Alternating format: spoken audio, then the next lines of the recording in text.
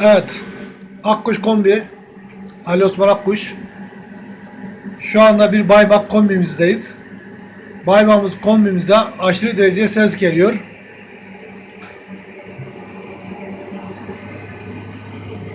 Şöyle gösterelim. Sadece sıcak su yapıyor. Helikopter sesi gibi ses geliyor maşallah. Hiçbir sorun yok, çalışıyor ama sesten durulmuyor. Herhangi bir arıza kutu da vermiyor. Gördüğünüz üzere çalışıyor. Bunu şu anda arızasını gidereceğiz.